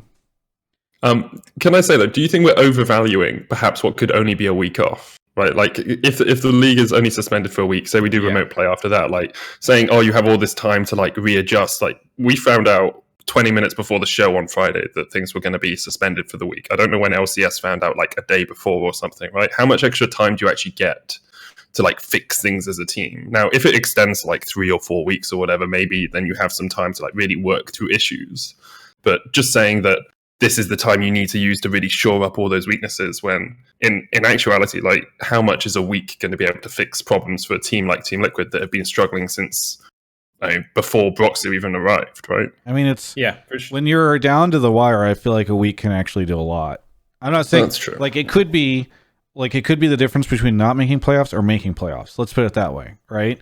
And if that's the difference that you need, like that could mean everything for this split. So I think it could mean a lot. You're right that it's not like they get like a whole month to reboot or something, but I think this will help. By the way, Yamato Ken is in chat calling me Travis Gaffigan, and also he's asking why you're awake right now, Medic. Well, I've slept for like 5 hours today already, so I went to bed at 10 last night and then woke up at 3. I'm realizing that maybe all the LEC talent will be wide awake at this time, and I can start doing a lot more Hotline League episodes. Yamato will definitely be awake. Yamato stays up super late. Oh, really? Yeah. Let's go biphasic sleep schedules. I think you should just do 20-minute naps every 4 hours. You're on the Uberman? Yeah. I've never had the... That's a doctor telling you to do that, by the way, everyone. I've never done it myself. You'll probably die, but just try it. See what happens. I've always wanted to try it. Part of me wondered, could I do it? But I can't get to sleep quickly enough to do it. So yeah, I can see that. All right, Cone, thanks so much for the call. Anything you want to say before we move on to the next caller? No, I'm all good. Thanks for having me on. Thanks. Thanks very much, bro. See ya. All right, Mark's off to grab the next one. Some more shout outs in the chat. Kuzco, thank you. Kuzco TV, Shiny Bisharp, Laziness, Merchant of Soul, Popsuvich, DLNA, Uzi Lol, Rebel Com for the 26 months, and the King of Elo Hell. Thank you for the sub. How many other subs can we get in the chat right now? That's just what I want to hear. All right, let's get some Twitch primes going. That's my request. Neurocentric X. Am I saying that correct? You can just call me Neuro. Neuro. Thanks for the call. Where are you calling from? Dallas, Texas. Dallas, Texas. Oh, I'm sorry. Unfortunate. That's a big feels bad. It was going to be my first press event, and didn't work out. Oh, I'm sorry. I think I saw you. Did you tweet at me when we were talking? I was tweeting about maybe the thing getting canceled. Yeah, I'm so sorry to hear that. Hopefully they use this as an excuse to go back in the future. But what do you want to talk about on the show? So I kind of want to talk about how I believe that the LEC has done so much better in terms of content, especially in the in-houses, and how Ovly has basically been trying to carry NA on her back in terms of content. You had Ender, who came up, who started the in-houses, and everything was really, really funny. It was just so chill, memey. It was hilarious. You had, Vedius playing guitar and like casting on guitar, and then doing an interview with Karzi that was all just in singing. And then you had Yamato casting in multiple different languages, and then Lore casting in French, and the LCS in-houses were great as well. But I think that LEC content has just been so much better, really fun, really memey. I mean, we have one part of LEC Tronic, on our chat right now, and it's just been a really great time, I personally think. And then you have the LCS, which is trying to do these types of things, but Ovly has been really trying her best to kind of keep the content going and make it fun and make it exciting. Okay, I just want to say, I want to get into your take, but I just wanted to also show people it's not just Ovly. Okay, Mark and I were trying to create the Bape Parm analyst desk for the Ovly thing. I had this whole thing set up on stream. Her system was crashing, so people didn't get to see it, but I'm glad I could show it now. This is the Bape Parm analyst desk. You see Bathing Ape. It's also known as Bape and then Parmesan. Anyway, also, I was going to ask Mark, I was going to be like, let's take a look at the LCS stock market, Mark, and then I was going to be like, Oops, I couldn't pull up the LCS stock market, but I did bring up the Dow Ugh. Jones. What do you think this? What do you think this means for us, Mark? Anyway, I see that, and I see great opportunity. I just Yeah, it's true. I just wanted to say we were trying. But anyway, so Nero, it sounds like you were just more impressed with the LEC community trying to come together, maybe for the stream stuff than you were with the LCS stuff. Yeah, and I mean, don't get me wrong. I think that Flowers is just hilarious anytime he casts. And Azale was really good too. I mean, it was a really great production. It's just that I see a lot of more hilarity when it comes to LEC stuff, and I really appreciate that. And I think that LCS sometimes tries to be too serious, but I love Ovly's content. I love a lot of the stuff that they do on the analyst desk. I mean, some of the weekly wagers have been really great. Some of the JatStat stuff has been really fun. So, but it's just, I think it's just, you really can't compare the two of them. And then obviously, having the TSM reunion in the in-houses yesterday was really great too. And so it's just a different level in the LEC, I think. Medic, were you at all involved in the LEC? Yeah, I did. I cast on day one. Did ASMR play-by-play, which was good fun. Yes. But I think a lot of none of that was planned, right? Like we had a couple of hours to organize it on the evening, and we just organized it with teams and got Riot to approve that we were allowed to do it because legally and such, there's a bunch of paperwork you have to get around. So I do just think it's a different attitude towards content in Europe and North America, and I don't think either one is better or worse. It's just horses for courses because we're very free and easy, and we're very much we just want to make funny content, and sometimes the League of Legends aspect of it can be secondary. Sheffius intros are just is that actually about League of Legends, or is that just us memeing each other and having a bit of fun, right? Whereas to me, North America always feels like let's focus on the game and then we'll make funny stuff out of the game. So I because I know you can't praise yourself when it's ever here's two competing products. Well, I'm fucking hilarious, Mark. I don't know what you're talking about. There you go. I was going to say, I do think one thing I like about the LEC team, and I'm guilty of this on my own as well, is I feel like you guys are more down to be collaborators in doing your own stupid shit. Not just this ended up on the LEC broadcast, but things that don't.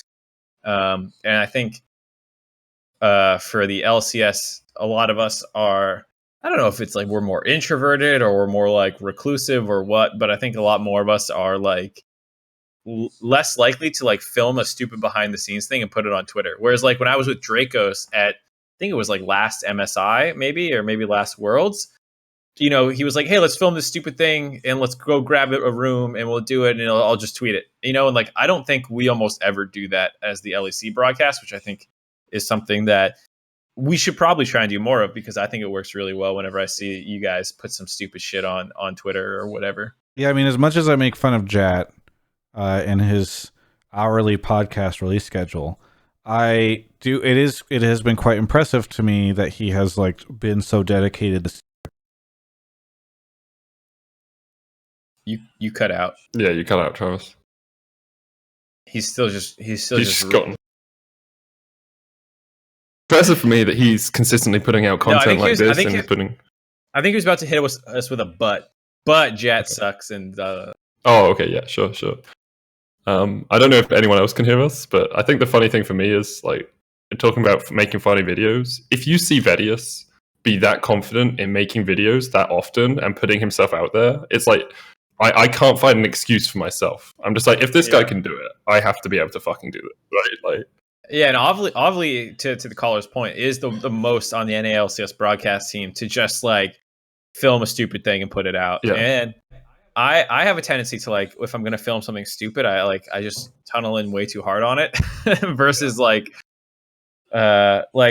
I made paninis, I was just I'm a fucking I have to make paninis for people, but I don't think that was hilarious. I saw that with the mayonnaise. Right. That was really good. Yeah, but that was a thing, it wasn't a whimsical thing. To me, that was I went to the store, I bought everything. It was pretty whimsical, Mark. It was not off the cuff. That was a detailed Chat, you can hear me now, right? Not non-mayonnaise people. Yeah, we can. Yeah, hear I was you. just I wanted to make sure because I had to switch sources for some weird reason. Okay, good. Yeah, but even to the caller's point about the Jat stuff, I was really impressed with Jat's like Instagram message. I don't know what you call them. Instagram Like, essays. Oh, his like analysis. Yeah. yeah, it was like 2,000 words of analysis in an Instagram post, and like I thought that was really cool, and it was nice that he was getting his thoughts out there. But at the same time, to the caller's point, it was also extremely serious and not usually not very funny, or like not. There was like a joke or two, but humor was not the point. And so like I do think that's one area that the LEC broadcast is way ahead, is just their willingness and ability to find humor in stupid situations, even if it's not going to end up on the broadcast. I mean, I feel like you guys have as personalities more involvement, and Mark, feel free to correct me if I'm wrong, because you would have deeper insight into the broadcast. But I mean, even down to like writing the music for like the I don't know if you guys consider them like sponsored deliverables or whatever, but the Kia like opening split stuff, like I don't know if those are hype videos, if they're sponsored things, maybe it's all of the same. It's a sponsor video that we use as hype usually. And so like it feels like you guys are even more involved in just the creation of that than maybe some of the talent would be in LCS. And I'm not trying to flame the LCS talent. It's a bit of a difference where perhaps you guys being so creatively involved in those projects also allows for a moment like this for you guys to come together and be creative and collaborative in a different way than maybe what we were able to pull off as the LCS this past week, as a community thing. Yeah, I don't know how involved LCS are, but like we have Dracos and Vedios who are both full time, and they are directly linked in with the publishing team. So like if publishing wants an idea for an advert, they'll be like, okay, we have these 3 Kia shoots we need to do. What are your ideas? And we'll just crowdsource ideas. So there is a lot of talent-led segments on the broadcast. And although this year we've moved more towards producers telling us what they want, there's still a lot of freedom to say, hey, I want to do this sort of cold open. Like the D&D cold open, I just pitched it a couple of weeks before, and they're like, okay, we can do that this week. And then Chefius, etc. The producers are telling you guys what they want you to do now? Is there a fight? No, there's not a fight. It's just because do this, and you say, wait, what? I thought we were no, I'm the producer, you do what I say. Blink twice if they're controlling your creative vision. No, we just because of all the freelancers this year, like the producers have a meeting on Tuesday with pitchers, and they're like, okay, this is how the show is going to run. So it's still like there is still a talent-led degree where we can pitch what we want, but the producers in the end make the show. Yeah, it's a similar thing in NA. Apparently, you did blink twice, Medic. I don't know if you did that intentionally. Oh, it was very deliberate. It's not because it's like 5:30 a.m. and you're No. probably tired now. But yeah, it's a similar thing. I mean, I'm also not the most connected, so like I don't think I could I don't know the right word for it, but like requisition a social media team to be like, hey, make something funny for me, because I'm also not a full-time employee either. So like I'm probably not the best person to give insight on.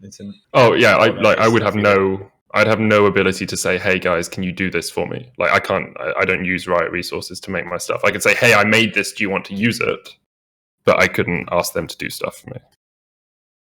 Well, Nero, what would you have liked to seen this past weekend out of the LCS folks as they came together? And we should say again, everything that the LEC and LCS teams, talent teams did this past weekend was just kind of voluntarily fun stuff. Like this was not a Riot thing; it just kind of happened this way. But what would you have liked to seen more in like the LCS community stuff that Ovly was putting together?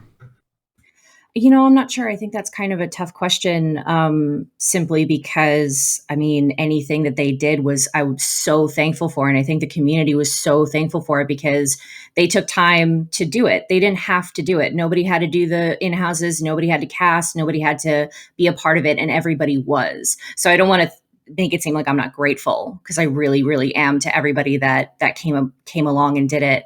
And I loved Avali's like teaching everybody how to wash their hands with like pictures and the germs and all that. I mean, apparently she made fun of me. I didn't even see that part. I think it was pictures of you and Ender, and it was just absolutely hilarious. So, but I really don't know what I would have liked to see. I was just so thankful that they did it anyway. But I just noticed a lot more. I guess, a lot more free form, a lot more craziness and silliness, and a lot more people just kind of jumping in. Whereas, it was kind of a fixed, Avali, Azael, Flowers, and then you and Mark trying to do the analyst desk thing, and then maybe like a pop in from Double Lift. But other than that, it was just pretty set. And whereas the LEC just kind of had people kind of flowing in and out. Yeah. Well, it's a good conversation point, and I can't say I necessarily disagree on the what is the LEC? It's instead of bot gap or top whatever. It's like LEC production bot gap. Yeah. Nero, thanks so much for the call. Sorry again about the event in Texas. Hopefully things turn around. But thanks for calling in. Anything you want to say as we move on to the next caller? I'm a new esports writer. Twitter is Neuro Esports LOL. If you want to check me out, I've done some articles, some interviews. It's been really great. And thank you guys for having me on. Have a good one. Thanks. All right, moving on to the next caller. A couple quick shout outs. Rebelcom, the king of Aloha, I said them, and News. Thank you for the 2 months resubscribing. I appreciate it. All right. How you doing, Medic? You are you gonna go sleep after this? Yeah, I'm gonna nap for a few hours after this, I think. Okay. Well, thank you for waking up in the middle of the night to do this, and thank you for doing No it worries. 2 nights in a row. If you other people didn't notice, Medic, I woke up I got a message at 7:45 last night, 24 hours ago, from Medic that was like, "Hey, what's up? Good evening, good morning." And I was like, You said it was Monday, and for me that was Monday. Yeah, yes. I So said it's like, Monday oh. at 8 my time. Unfortunately, Monday at 8 my time is right now, not Yeah. 24 hours ago. That's fine. Sheann is here. Sheann, where are you calling from? Kalamazoo, Michigan. Kalamazoo, Michigan. You did send 1,000 bits earlier. I appreciate it. I want to let people know Mark did not pull him for that.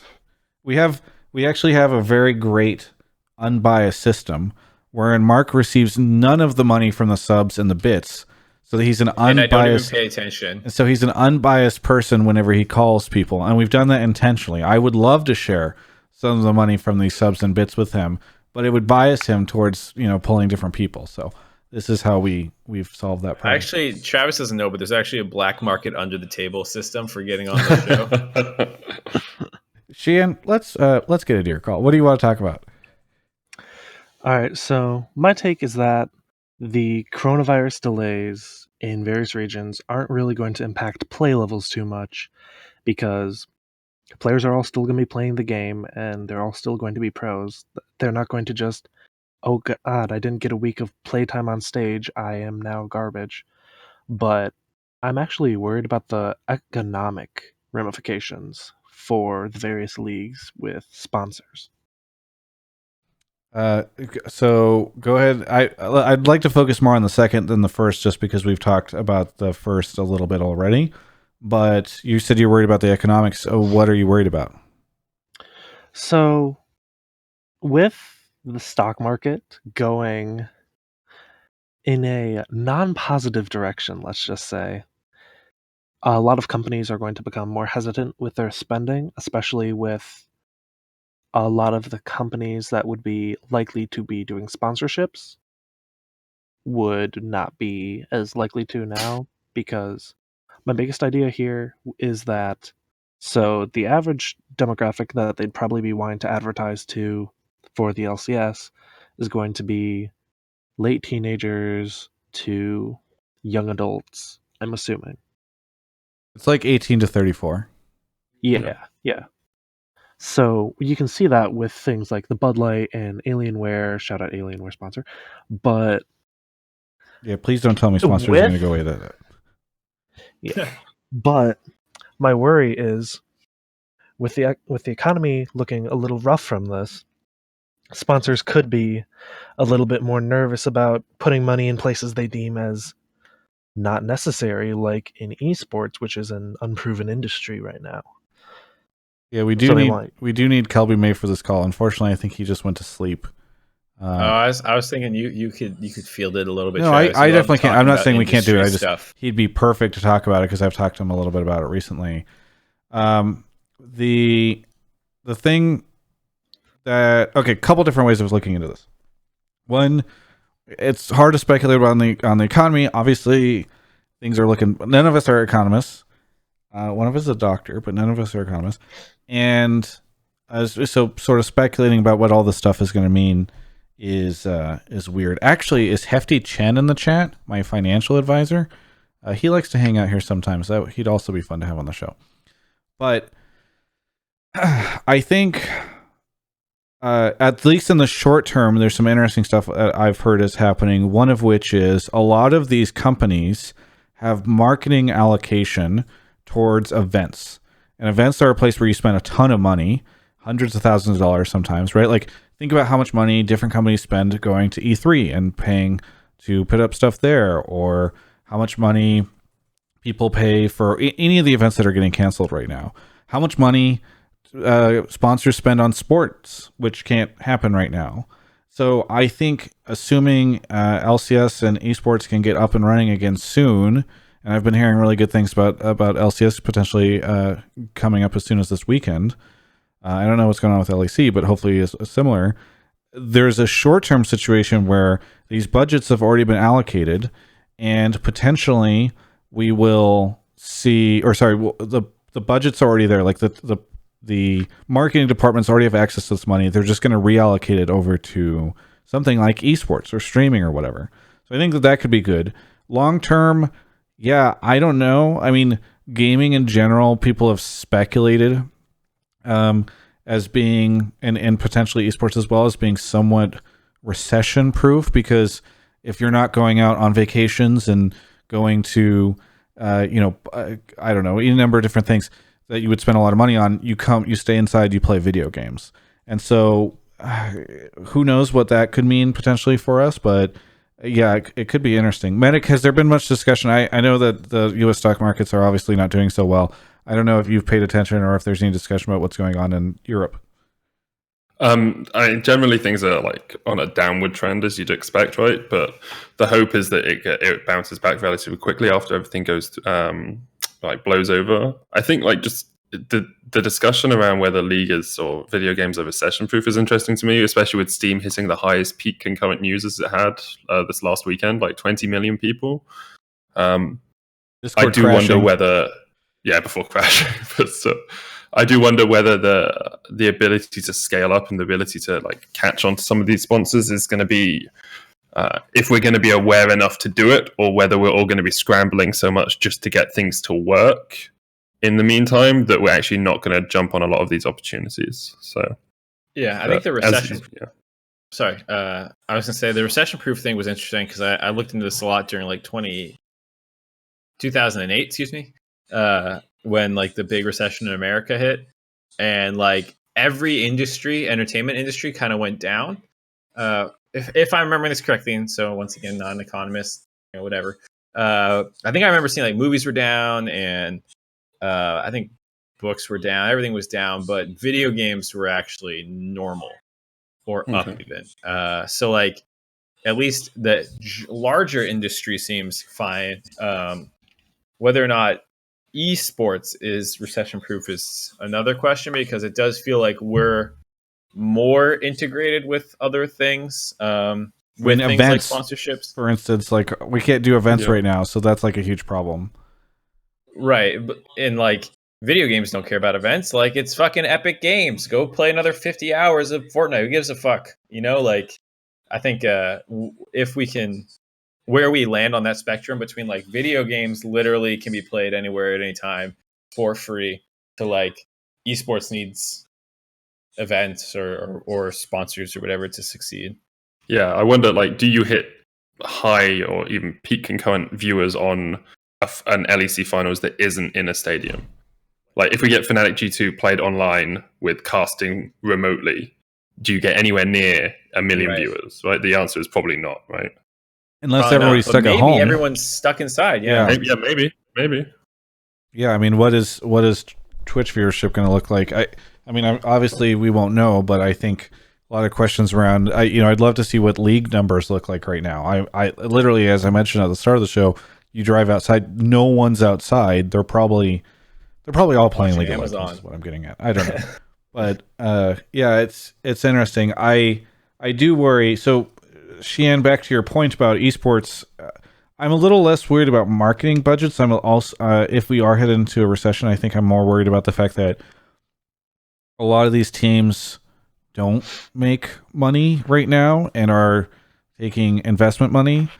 How long can they last in those situations? I think it's just an interesting conundrum. That is the other thing that I just thought of while talking is there's a lot of startups and small sort of one guy wants to develop an app and then suddenly becomes his own startup for gaming in general, but also in esports. Majority of these companies are startups. Majority of these teams are startups that got just big. And I don't know how venture capitalists will react to this recession, but I'd assume that they'd be a little bit more hesitant on giving just for a little bit until they can start being more economically comfortable again. So I'd wonder how that would impact a lot of the smaller people, as well as, and I'm going to make this part very brief just because I don't want to get into somebody else's take if I didn't see it, but I do think this would be a perfect time for little sponsored tournaments that include amateur stuff. So have like a Alienware sponsored tournament of a bunch of little challenger or academy teams, or you could even get some of the Latin America North teams versus NA teams, get a little quote unquote international competition there. And you could have some sponsorship going in there and getting some revenue going still. Yeah, I mean, I think it kind of depends. I mean, if LCS, normally those amateur events get kind of crowded out. I mean, Academy doesn't get that great of viewership, right? And I think a lot of that is because they get crowded out from a narrative perspective, from a timing perspective, by all the different leagues that are going on in the world. So if the leagues spin up soon, as we expect them to, I think that's something that'll happen. We won't necessarily have a spot for the sort of amateur stuff, but I mean, maybe there's just a world where a lot of people are playing video games, and that's a good enough reason to do stuff like this. I don't know. Medic, you have any thoughts on this stuff?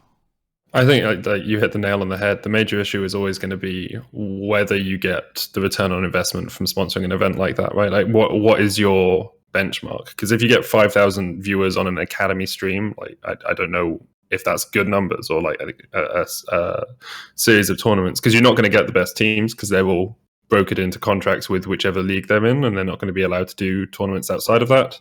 So can you get enough money from secondary or tertiary teams to actually make that a viable option? And if not, how do you alter it or change it slightly to make it more fun to watch, so that people aren't watching only for gameplay, but they're watching for other aspects of it, right? Yeah. Hey, Sheehan, thanks so much. If you work that out, tell me, because I'd love to cast that event. So, Sheehan, thank you so much for the call. Thank you for having me. Anything you want to say? Shout out to the sponsors, and shout out to you guys for still putting out content on this break. It is very boring when all you watch is esports and there's no esports. Yeah. No, a friend of mine messaged me. Actually, again, the Jeff, who my financial guy, he messaged me and he's like, "My weekend is over. LCS isn't playing. Markets are down. LCS is down. I don't even know what's going on." It's a tough time. Anyway, thanks so much. Yeah, where is everyone, huh? If everyone's so fucking bored, why aren't they watching this show? What's going on? The problem is everyone else is streaming. I don't want to say who's streaming because people will leave the stream to go see them. But Doublelift is streaming, for instance. He's a jerk. I don't know why. I don't want to say who's streaming. Doublelift is what happened there, Travis? Yeah, I just say Yeah, but League's only at 100K viewers. It's not even like up. It's also like middle of the night East Coast, right? So not middle of the night, but it's getting late. Yeah. Okay. I mean, it's 1 o'clock almost. Yeah, I count that as middle of the night. I'm a 10 o'clock bedtime man. Gordon Hayward is streaming Late Night League, which is honestly just the generic knockoff version of Hotline League. So don't go watch that, all right? Gordon Hayward, we don't need that. Anyway, I'm looking for him now. Ian, thank you so much for the call. Thank you. Thanks, man. All right, 2 more calls to go, and then we are done. Hey, no one leave. I see you guys in Twitch chat saying you're gonna leave. Don't leave. Nicole just opened up a beer behind me. I don't know if you guys could hear that, but the party's just starting here on the Travis Gafford channel. All right, Rip it. Let's nobody go. leave. Don't leave, Nicole. Okay. What are we doing? You're talking to this caller? Bake for Air is here. Bake for Air. Where are you calling from? Detroit, Michigan. Detroit, Michigan. How's it going in Detroit? Are you guys shut down? Yeah, for sure. I work for one of the automakers, so we completely shut down a 10,000 person office building. So we're working at home for the next 3-4 weeks. Crazy. Yeah. Well, I don't want to go too far into it, but what do you want to talk about on the show? I think that as a CLG fan, since probably, I guess I can mark it as Spring Split, 2015, Miss Lysandra Alt by Link, I'll Never Forgive You. The team has been missing a little bit of an edge, and I know that Peter had a lot to do with that, and someone that had to prove something. And I feel like with kind of Powelter's snub in the offseason here and not having him as a mid for a major team or any team whatsoever, I feel like he's got something to prove. And I know there might have been, and obviously I'm not on the inside, communication issues with Crown. We see how that ended. I feel like the individual talent is there on CLG, and I feel like Pole Belter could be kind of that person to have that kind of aggression and especially with, and I know I might be reading a lot, way too much into one play, but just the way he ended that game the other day with the triple kill and an aggression that I honestly haven't seen out of Pobe in a while. He's usually, been more of a control mage mid, and I could be wrong on that, but I just feel like I've never seen him kind of pop off. I feel like he's the centerpiece of this team now. Yeah. I feel like that he's the person that could take CLG to maybe even third or maybe even get a world spot in Summer Split. All right. Well, I'm going to bring this directly to Medic. Medic, the play that Pole Belter made 1 week ago. I remember the Syndra one, right, where he hits the scat of the week. Yeah, that one. On 3 people gets a kill. Yeah, it's great. Yeah, yes, exactly. No, I think Mark can help me with this one out as our friend starts to fall asleep. But as the light starts to come, I noticed the window behind you is getting brighter. Oh shit, there is a window. Yeah, there. The birds have started singing as well. I'm so sorry. Oh, it's cool, man. Right. I wouldn't have said yes if I didn't want to do it. So. I know, but everybody needs to love Medic. Go follow his social media and all that stuff because it's fantastic. I would never do this for him or anyone in LEC. So it is shocking. I'm not even kidding. So it is shocking. Don't worry, no one would ever ask you. So you would never let anyone down. Well, let's get into the call. Mark, Pole Belter. Is Pole Belter going to save CLG? Can we define saving CLG for me here? Winning games. Big Fair, what constitutes success for CLG having Pole Belter join? I mean, I know this seems like a long shot, but I feel like success is defined by making worlds, obviously. I mean, if from where we are right now in our current state as CLG, if we're making top 4, I'm super excited. Is this for summer or? Yeah, for summer, because this is lost. This is absolutely lost. Okay, so you're punting spring. Right? Yeah, we're punting it, right? But I think that there's enough individual talent on this team to be able to execute something because I don't see enough bad things out of the other positions on this team. And I felt like there was a lot more coordination, a lot more cohesiveness, even in the 2 weeks that Pole Belter played. So I feel like that I would honestly define success and be happy. And I hate to say it, but even if we miss Worlds and finished 4th again in North America, but I feel like we have the potential, there's that word again, to get top 3. And hit a world's berth in the summer. Mark, at what point in time do we stop calling them the faithful and we just start referring to them as like cultists? The type of people who believe that like the Earth is flat or zealots, something. But I like the occult of CLG is good. They're. I don't think they're quite there yet because I'm not down with the making worlds thing. I think TL completely has to implode and then it's like C9 and TSM, and then like every other team has to fall apart, and that would be contending, like FlyQuest and stuff, for then CLG to leapfrog over everyone to take that third spot. So I think Worlds is pretty far out there. I think playoffs in summer is certainly within range. I think CLG's looked a lot better. I think that they have the capacity to continue improving, whereas some teams like Immortals still suss me out a little bit. I do think that Immortals actually has a decent ceiling too, and I don't want to flame Aka too much, but I think if they can improve their mid lane position, like a Pobelter Immortals would look really good to me. So I think Pobelter, like you're saying, I think he's really good. He's always been really good domestically, and people always forget that because of what happens after the split ends, and he goes to international and usually underperforms relative to his domestic expectations. But I think he's actually really good. He's won some finals MVPs for his play because he does make big Azir plays and stuff like that all the time. So I'm with you on CLG into playoffs, which is 8 in summer. But I will say like maybe top 6. I would buy that, but top 4 is starting to get pretty tough because that means you're beating people in best of 5s and stuff. Listen, man, I got nothing. I just, I feel like we've been waiting forever. And I feel like, it's only been last year we were so close. And I feel like the core of this team is pretty decent. And I have to be honest that, it hasn't been, aside from the whole crown fiasco and everything else like that, I think the only thing that's really missing right now is our drafts. I feel like Song has a lot to prove when we come back. And I'd like to see some better drafts that play to the team's personalities better. I feel like the drafts have been overly bland or trying to play on like one super win condition that we can never hit.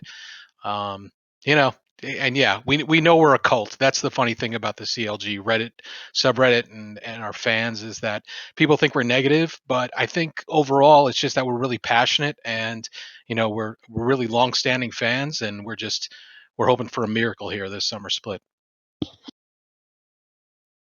I think a miracle is what you'll need. Hey, thanks so much, Big, for air. Yeah. Anything you want to say? Yeah, shout out to Alienware. Bought my son a Alienware laptop, and he loves it. So thanks for that. I love stories like that. Thanks so much, man. And it is actually so cool whenever people talk about my sponsors like that. It's just like no. Oh, it's so helpful when people. I mean, it is helpful, but it's also like it's just so unique. Like I wish true. it's hard to explain how nobody's calling to the LCS to talk about Alienware. Let's put it that. That's true. Webster, You don't know that. Webster. Sorry, 1 second. Chris Greeley gets a call. Hey, my name is Bob, and I just wanted to let Dash you is know, actually the Commissioner of the LCS, that Ooh. Alienware is sick. Dash doesn't have to build any segments, because he's just the host. So yeah, he's just taking phone calls throughout the week if you want to call. Webster, where are you calling from? Philadelphia, Pennsylvania. Philadelphia. How's things looking in Philly? Not too good. We're kind of on the late end of the outbreak, but it's starting to spread quite quick. So we're all quite isolated right now. Oh, are things closed yet? Oh yeah. They're closing non-essential businesses across the state. Yeah, it's interesting because I think, just as a little tangent here, you hear like New York, you hear LA, you hear San Francisco, and then it just kind of becomes like everywhere else, and you don't. So it's hard to kind of keep up with like where it's happening, but it just feels like states and cities are shutting things down. What do you want to talk about on the show, though?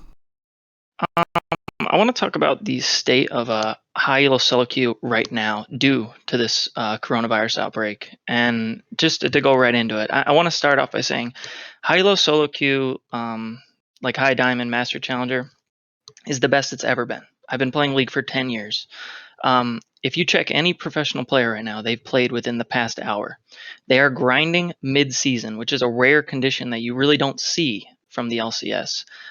We're getting mixed in with the pro players now, and we're really getting to see the talent mix in with all the solo queue, gods that you think of. And it's creating this interesting dynamic where you really get to see what it takes to be a pro player and what it really takes to be like to jump to that next level. and the game, the quality of the games and how entertaining it is. We're all stuck at home. We're all watching streams. We're all playing games. It's just been entertaining. You're seeing these pro players. I mean, if you see one pro player, you're seeing him normally duoing with someone on his team. You get to play with two professional players in their own dynamic, their own element. Say you're stuck bot lane against, Doublelift. You get to see something that you rarely get to see during the season. And I think it's a positive thing that we can take from this virus. I think it's an interesting take a little bit. I wonder, how much I know teams are still scrimming. I wonder if it's a little bit lighter and if they are playing more solo queue overall. Do you have any hard, like, I don't want to say hard evidence, like like you need to present a study, but like, have you seen like, oh, specifically I've seen this player play 10 more games and like, or whatever? Use I guess I can use and I don't know if there's any specific, but just generally you're seeing like normally this season solo queue players that are master challenger, we're basically just playing against ourselves and we're playing against each other, and you kind of understand, oh, there's a solo queue player that I've played against 100 times. Now we're playing against people who are professional players. They have this synergy with someone. They're being paid to play, and introducing us to these players is just so good for the League community. Like I feel like I feel more like the old days of League, when back in like season 3 when I really started playing heavily. I feel more integrated. There always seems like there's a separation between the pro players and like solo queue players. And since the majority of us play solo queue, this feels like a really cool way to like feel integrated with the community again. Like all of us are one now. We're all stuck at home. We're all playing solo queue, and it just feels really good to play against professionals and just be one single thing, not solo queue and LCS. Now it's just we're all kind of stuck in solo queue playing, and if the games are going to be online, it's going to feel like I'm just watching a high elo solo queue game, same as normal. So. Sorry guys, we're fixing Discord. 1 second. We should be getting back in. And there we go. He's go. Tapping his mic. We're back. Hello. Stop tapping your mic. Hello. Oh. Yeah. But I do think I do agree with you. I think it's it is the essence of esports and the essence of like professional video games that you play on the same playing field as everyone else and as the professionals, and that's like being able to have them in your games. I'm not like high enough elo to do it, but like last year when Team Liquid came across, I remember playing against Core JJ in bottom lane when he was like leveling up his account, and it was just I got destroyed, but it was so much fun to have like that experience and just being able to like play against professionals. I think it's great for the league, and I know I have a friend who plays Formula 1 esports as well, and he got matched up against an actual Formula 1 driver in one of his games. It's just like that. It's just it's what makes video games and esports so special, in my opinion. So I think it's really cool. I think it will improve NA solo queue. Whether it will have a lasting effect, I don't really know. And probably improve EU solo queue as well. But that's what I was going to ask. Is like I feel like I always see, maybe it's just because you guys aren't as vocal about it, but I see less of a complaint about EU solo queue in general. So like I can see how for North America, an influx of the amount of games pros are playing feels good for the entire environment. But I don't know if that's something that is as noticeable in EU. So like, I don't play at the very top end, but from what I see and what I hear, EU players seem to be more willing just to grind solo queue games than NA players, and this is like purely hearsay. Like I don't actually have any numbers or anything to back that up, but I see like Caps and Perks and Yankos and Mickey will all be playing and streaming a couple of times a week of just like grinding solo queue games and grinding high elo games, and like our top 10 is made of 7 professional players and 3 like ERL players. So I know that EU players seem to be very willing to just play extra solo queue games. We also have a much like larger catchment area, right? So our server's bigger, so the higher end is likely to be slightly higher echelon because you have this refinement of players. Yeah. I still think it's cool, like you were saying before, just being able to play against people. Travis in Skype said Discord won't take his mic. Yeah, can you guys hear me through Skype? Yeah, I can hear you now. Okay, so the caller can't hear me. Twitch chat can hear me. Everyone can hear me except for the caller. So do you want to ask the caller if he has anything he wants to say at the end here? Oh, yeah, Webstar. So Travis is having tech problems because he's a terrible host. But he wanted me to ask you if there's anything you want to say before you head out. Yeah, I actually am employed. This is just a random thing, but my employer is NASDAQ. And I just want to tell everybody that while everyone thinks that the stock market tanking is a bad thing for everyone, there's an interesting dynamic to this. Now, remember, every time someone trades, some things like NASDAQ and the New York Stock Exchange take a percentage of it. So if people are trading a ton down and if people are trading a ton up, it's very good. So there's very few people out there making a ton of money while most people are losing their money. But just an interesting fact from someone that works for the industry. Interesting. Can you hit me with a DM when it's about time to throw some more money? Like right when we're bottoming out of this. I can't talk about it like more than that. Honestly, I'm under a NDA, but I mean, just isn't that insider trading? I'm pretty sure that's insider trading. Yeah, I just friendly, a couple beers between us. What do you think? Is it looking like it's going to start turning around soon? Suggesting a federal crime right now on the show. I definitely don't, work on the exchanges themselves, so don't worry about that. Well, thanks for having me on, guys. I really appreciate it, and shout out to Alienware. Just got a monitor from them. It's fantastic. So, excellent. Thanks so much, man. Thanks so much, Webstar. Have a good one. All right, bye-bye. All right, booted him out, Travis. It's just us. Yeah, that worked out really well. I was saying goodbye to him as he was saying goodbye, even though he couldn't hear me.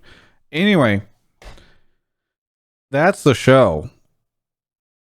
Medic, do you have anything you want to say as the sun is now fully alive behind you?